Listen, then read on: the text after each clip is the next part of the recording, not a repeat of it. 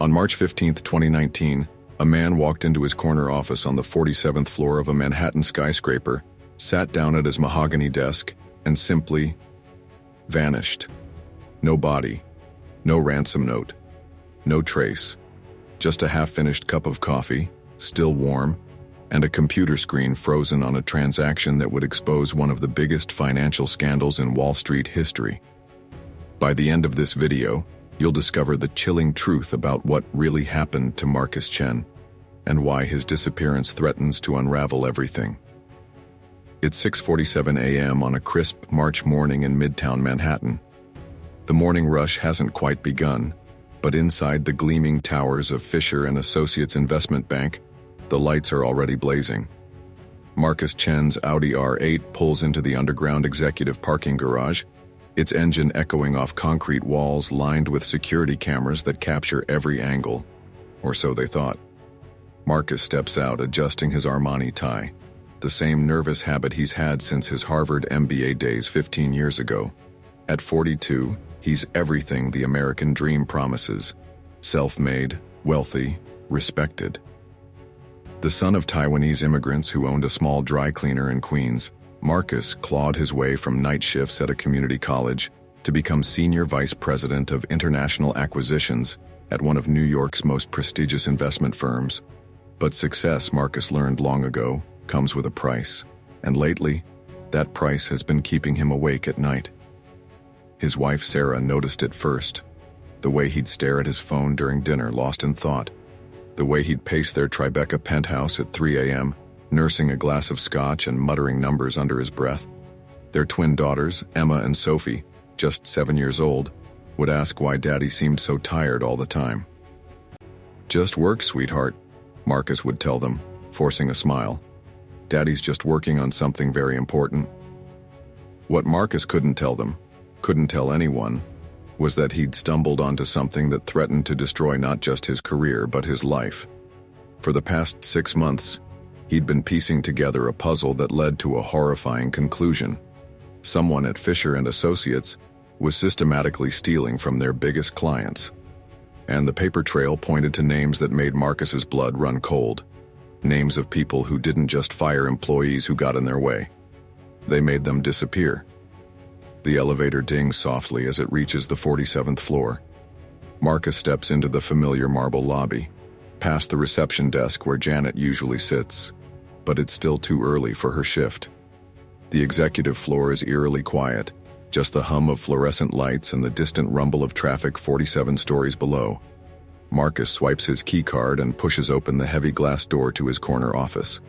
Floor-to-ceiling windows offer a breathtaking view of Central Park, still shadowed in the early morning light. But Marcus isn't looking at the view today. He's looking at his computer screen, where he left 17 tabs open the night before, each one a breadcrumb in a trail of financial fraud that runs deeper than he ever imagined. It started innocently enough, 6 months earlier. Marcus was reviewing quarterly reports when he noticed a discrepancy in the Chen Holdings account, no relation to Marcus despite the shared name. The numbers didn't add up. A $2.3 million wire transfer had been processed, but there was no corresponding trade confirmation. When Marcus called Chen Holdings directly, their CFO seemed genuinely confused. "We never authorized any transfer," the voice on the other end had said. "Are you sure you have the right account?" Marcus was sure. He was always sure about numbers. It was his gift, the thing that made him invaluable to Fisher & Associates. But this particular gift was about to become his curse. Over the following weeks, Marcus dove deeper. Working late into the night, he discovered a pattern. Small transfers, always under $5 million to avoid triggering federal reporting requirements. Always from accounts belonging to overseas clients who rarely checked their statements closely. Always processed by the same 3-person authorization chain. The trail led to Robert Fisher himself, the founder's grandson, heir apparent, and Marcus's direct supervisor. Marcus remembers the exact moment it all clicked. He was sitting in this very chair at 2:17 a.m. on February 28th when he found the smoking gun, a private server containing backup records of every fraudulent transaction. His hands trembled as he scrolled through file after file. The theft wasn't millions, it was hundreds of millions siphoned off over nearly a decade. But the most chilling discovery came last. In a password-protected folder labeled Cleanup, Marcus found something that made his blood freeze. A list of names. Employees who had gotten too close to the truth. Next to each name was a date, and next to each date was a single word. Resolved. Marcus recognized some of the names. Jennifer Walsh, a junior analyst who'd raised questions about suspicious transfers before taking a sudden, extended leave that became permanent resignation. David Park, a compliance officer who'd submitted a concerning report and then supposedly moved to a firm in Singapore that, when Marcus called, claimed they'd never hired him. 7 names in total, 7 people who'd asked the wrong questions and simply vanished from the financial world. And now, as Marcus stared at his screen on this March morning, he realized his name might be next. His phone buzzed. A text from an unknown number. "We need to talk. Parking garage B3. Come alone." A friend. Marcus's coffee cup slipped from his shaking hand, shattering against the Italian marble floor. The sound echoed through his empty office like a gunshot. For 17 minutes, Marcus sat frozen at his desk, staring at the text message. Every instinct screamed danger, but another part of him, the part that had fought to build everything he had, knew this might be his only chance for answers.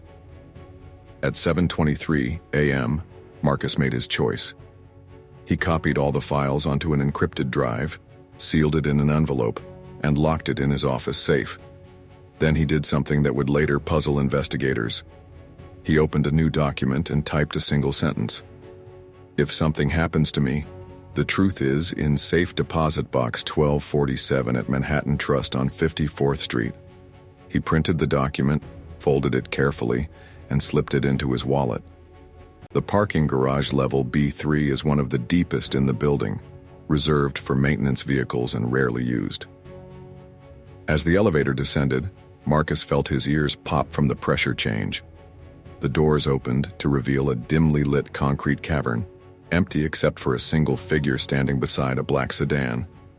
The man was tall, thin, wearing a nondescript gray suit. But it was his eyes that made Marcus's breath catch. They held the flat, emotionless stare of someone who'd made very difficult decisions in his life. "Mr. Chen," the man said, his voice echoing off concrete walls. "My name is Agent David Torres, FBI Financial Crimes Division.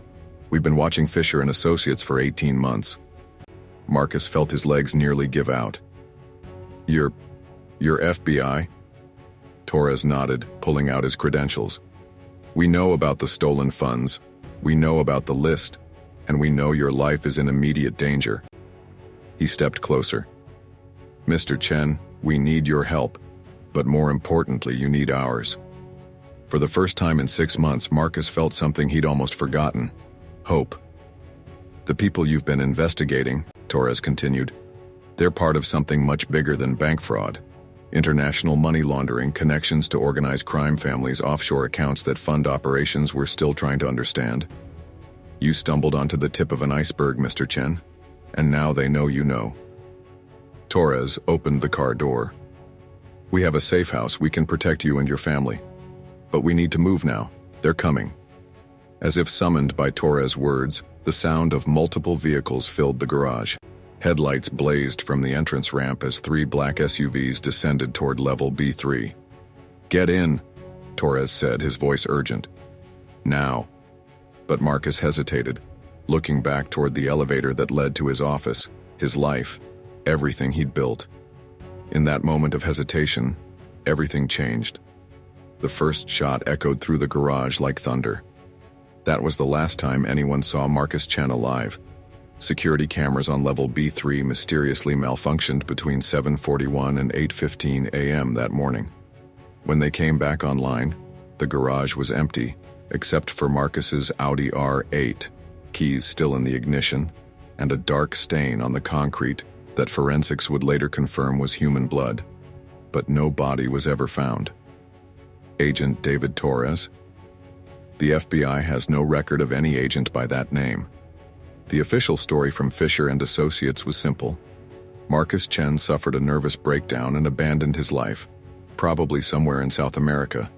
His accounts were frozen, his assets seized to cover irregularities in his work. His wife Sarah and daughters Emma and Sophie were left with nothing but questions and a mounting pile of legal bills. But here's what they didn't know.